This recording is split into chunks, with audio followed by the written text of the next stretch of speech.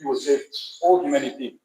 Tuhan prophesied kuriado New Testament Jesus Christ akhirnya Tuhan fulfill kuriana. We know that every one of us, right? And so we have discussed how the Old Testament prophets had prophesied about Jesus Christ, the coming of Jesus Christ. Now, before I start my topic, I want to ask all of you this question. So, the time or the moment you heard that Jesus Christ was fully man and fully God, what was the reaction? Jesus Christ like sort of Savior, fully man as one someone here. Yet then fully God to what was the reaction? No, for me, I know that our God is a God of miracles, and our God is in control of everything. I believe that. But when I heard that Jesus Christ was fully man and fully God, I asked, we doubt, and if we don't have doubts, if we don't question, no, we never learn. And so, like we do, how can that happen? How can that be in a way? Like Muhammad is not still then how can he be God again? So that was the issue. So as I was, searching and doing my research to clarify my own doubt, I came across this topic called incarnation. And this incarnation teach us that Jesus Christ is fully God and fully man. Incarnation, the topic called incarnation. By learning this, we will get to know more about Jesus Christ as fully man and also as fully God. By learning this, our faith, it will in turn, in a way, it will enhance our faith again, strengthen our faith. So we will now talk about incarnation. First of all, what is incarnation? No, the term incarnation will again.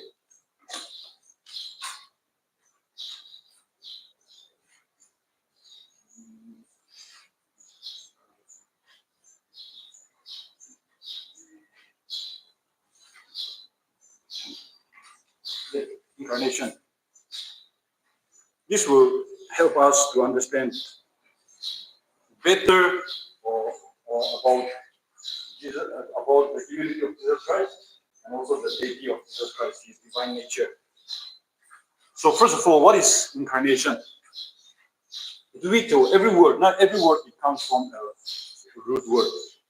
Either Latin word, either Hebrew word, and Greek word. So likewise, the word incarnation also comes from a Latin word called incarnatio. Latin word, it comes from Latin word, okay. Latin word called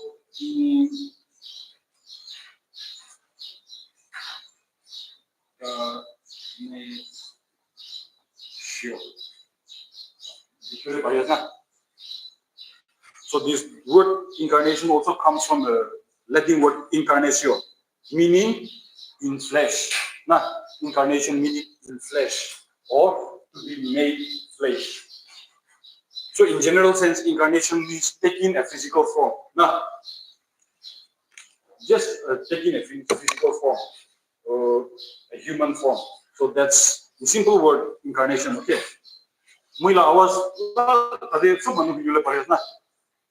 Right. So incarnation comes from a Latin word called incarnatio, which means in flesh or to be made flesh. In simple words, incarnation can refer to taking a physical form. Okay, taking a physical form, human form. That's incarnation. So, now, in Christian theology, in other words, for us Christians, this incarnation refers to the second person of the Trinity. The second person of the Trinity, that is the Son, Jesus Christ. Okay. Jesus Christ, taking on human nature while remaining fully divine. See, the second person, the second person in the Trinity is the Son, right? And so the Son is Jesus Christ. So Jesus Christ incarnating himself, taking physical form, making himself human. That's the understanding of incarnation in Christian theology. Which is not. And so one is not this incarnation teaches us that Jesus Christ is fully human being and fully God. This will teach us about that Jesus Christ is fully human being and fully God. Okay. Now there are two topics. There are two topics we need to know under incarnation. One topic under incarnation, which will enhance our understanding and make us clear about the understanding of Christ's humanity and the divinity of Christ, the divinity of Christ. Now, so under this incarnation, there is two topics. The first one is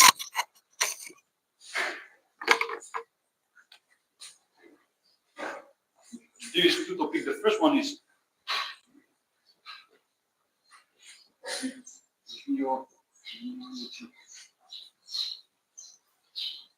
this is G and this is Y. Okay. This is G. Okay. Genealogy. One genealogy ko kia je rubu janya so na genealogy in simple term just mohana family tree, mohana lineage. Na on pila na indra je mohana four there are agado that's genealogy na mohana family tree no he kwa de. So under this incarnation we need to learn. There are two topics that we need to learn. The first one is genealogy. And what does this genealogy teach us about? So as we get to learn the Jesus' genealogies, we will get to learn more about that Jesus Christ is fully human being. How and why? Because again, the Old Testament prophecies it's not that the Old Testament prophets have prophesied Christ's lineage. Like kila line the right or Abraham line the right or not. Davidic lineage the right way to the prophesy to this now. And so Jesus Christ born Hadande, he was born of Abraham's lineage. And learning about this genealogy, Matthew,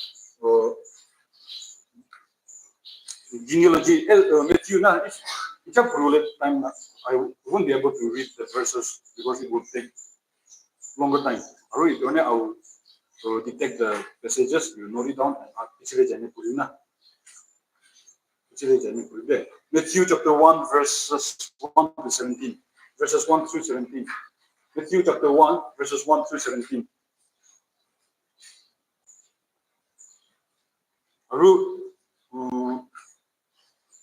Luke chapter 3. Luke chapter 3, verses 23 to 38. Luke chapter 3, verses 23 to 38. Luke chapter 3, verses 23 to 38. There. Itu Twitter na kami ham purini jesi ledo. If you go through these two passages, you will learn about Jesus' genealogy. Kila line the right na. So Matthew chapter 1 it begins with Abraham, emphasizing that Jesus has the fulfillment of God's covenant with Israel. Old Testament God covenant with Israel can get that through Israel the Israel nation will be a nation of that. Israel nation there were Abraham there were Savior, Muhammad Savior. Humanity had the power without and so Matthew chapter 1 we will learn that Jesus Christ Muhammad is not. See, every one of us Muhammad lineage one of forefathers the next generation Muhammad next generation next generation Muhammad is not. So Muhammad that would be our lineage. So that having that genealogy, having that lineage itself makes us human beings. Now, one human if we are not human, we will not have lineage, we will not have forefathers, parents, and so this genealogy is a proof that Jesus Christ is fully human being because he came from Abraham lineage. He came from Abraham, Davidic. And Luke de Purine Jasuludu, his genealogy will trace back to not Abraham, but from the beginning itself, Adam meaning yes, Adam meaning to human beings, man, so Jesus lineage, Jesus once upon Adam, it's not Adam lineage, because of Adam. So it will Luke and Matthew lineage, we will get to learn that Jesus Christ came from a human lineage. And so by learning that, we will know, we will understand better that Jesus Christ is fully human. Am I clear? So basically what I'm trying to say is that under the topic incarnation, this incarnation teaches us that Jesus Christ is fully human being and fully God, right? And so under this incarnation again, we need to learn to as this topic incarnation teaches us that Jesus Christ is fully God and fully man. His genealogy and the virgin birth helps us to understand that, or is a proof, not evidence of it. This genealogy and virgin birth are the evidences that Jesus Christ is fully human and fully God. So learning about genealogy, we come to know that Jesus Christ is fully human. Now, virgin birth virgin birth now as you look, virgin birth Jesus Christ now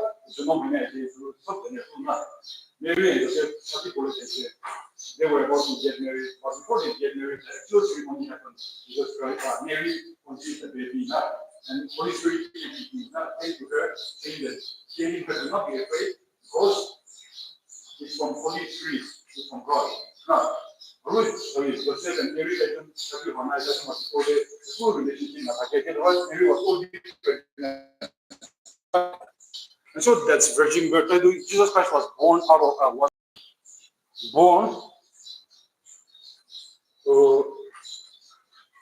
through virgin birth. So that is itself amazing divine being. Now, really, the second born that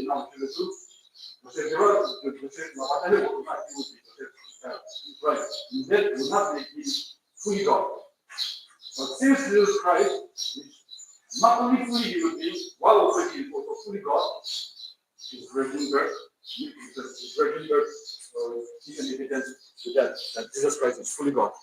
Now, but right now, under my topic, we will not so much deal on the virgin birth. Is the deity of Jesus Christ, the divinity of Jesus Christ, as or Thanlong will deal more on that part. Next session, that he will deal on the deity of Jesus Christ, which will talk about the divinity of Jesus. Now, so we will focus on genealogy, which gives us the evidence that Jesus Christ is fully God and fully human. Now, Jesus Christ fully God as he learn really. Now, Jesus Christ fully human as he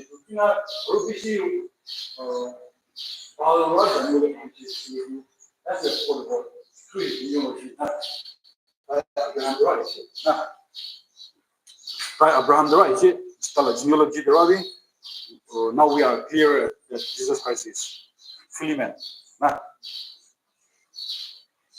So, one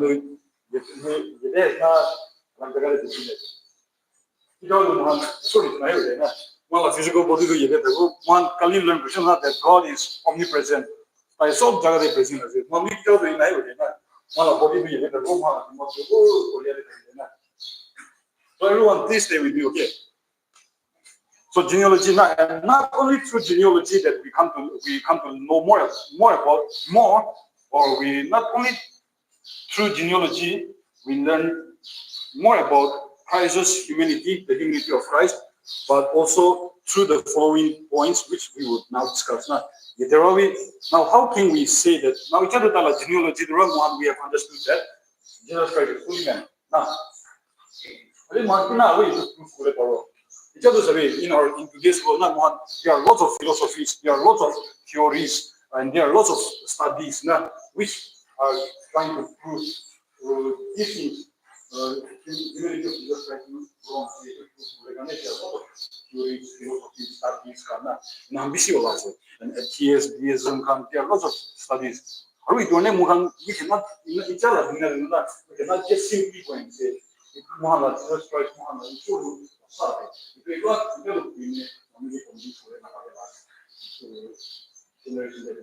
why? Because there are one great awakening now one reason we have sure. Now, because of the reasoning, we also need evidence and available reasoning target. So we cannot just simply go and identify Jesus Christ is the one and only true God without giving any evidence. Not one. That is very vague now. And so for us to also discuss or to talk about that Jesus Christ is fully human being without any evidence, so it will become very vague. So the following points which we will discuss now will further enhance our faith that Jesus Christ is, to accept that Jesus Christ is fully man. Now, the first point, virgin birth as dead. Virgin, he was born of a virgin. That is also one evidence. But one is not, I will not touch that topic. What? Because Thanlong will be on that topic now. But the first point, he had a true body of flesh and blood.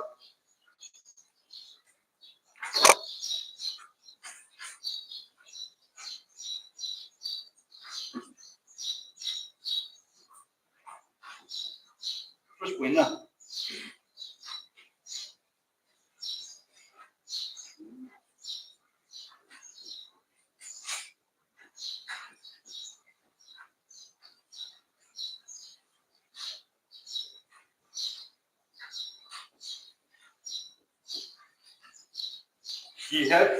Jesus Christ had a true body of flesh and blood. Now, it will be evidence that that's there. Now, how do we know that he had a true body of flesh and blood? That man is not human body as a flesh as a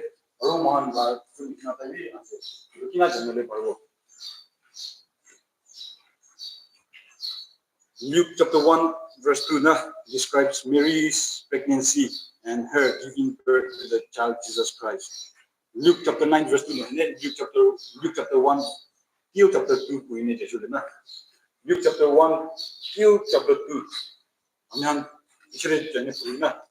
It will give you better understanding. Luke chapter 1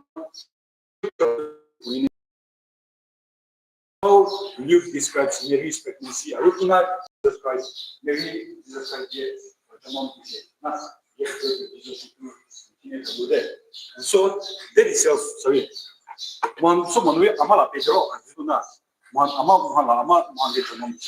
So that itself makes us, gives us human flesh and human blood.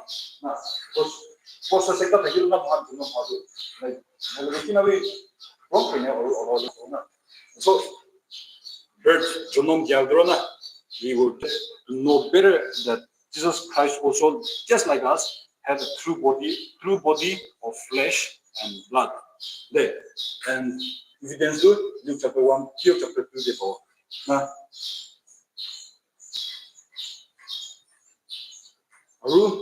He was also recognized as a Jew. Flesh and blood, I say, flesh and blood meaning flesh and blood is important one, or it's just flesh and blood. Not. Just nature, not flesh and blood. So flesh and blood, so Jesus, while he was on earth, he was also recognized as a Jew. Now, he was also recognized as a Jew, and that also is an evidence that he is also a human. Why? Because he was recognized as a Jew. And that evidence we will find in John chapter 4, verse 9. John chapter 4, verse 9 there.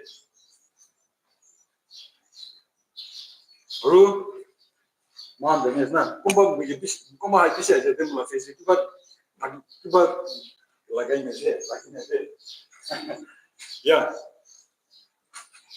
We know that Jesus do carpentry as we should not. we read, and we know about those things, right? Jesus as someone who is carpenter and who has brothers and sisters. Now, brothers come here, sisters come here, and he is a carpenter. And that itself proves that manu nohile do dadap by natago dadap bunyi by bunyi na natago na road manu nohile do he would not know how to do the works of carpenter na carpentry work na na. So that also gives an evidence that he possesses flesh and blood, and that evidence we will find in Matthew chapter 13 verse 55. That Jesus had brothers and sisters, and he is a carpenter. Matthew chapter 13, verse 55. They are Roman there.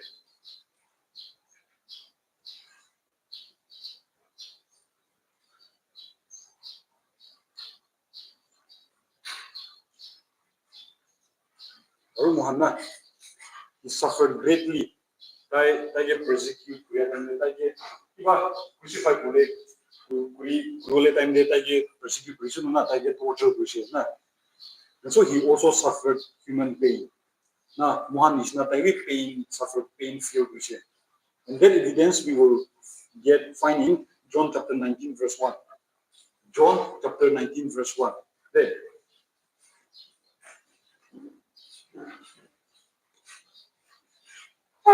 Through Jesus Christ, we say that the horror of crucifixion. He felt the horror of crucifixion. He felt the horror of crucifixion. Now, and so he said, and he prayed, Father, take away this cup, but your will be done, not mine. We should not take away this cup, but your will be done. He felt the horror of crucifixion, and so that itself makes him human. Now, and that evidence we will get in John chapter 19, verse 18. Okay. John chapter 19, verse 18. We also know that on the cross, crucified during the cross, we know that Jesus thirsts. He thirsts. Now,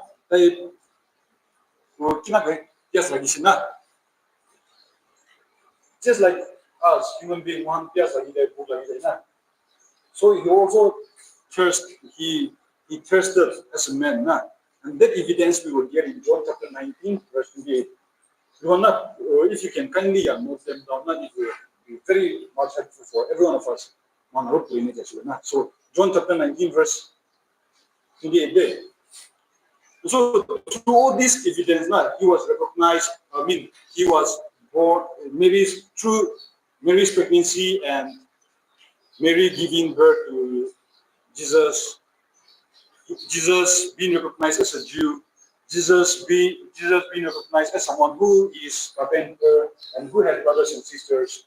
Jesus feeling or experiencing the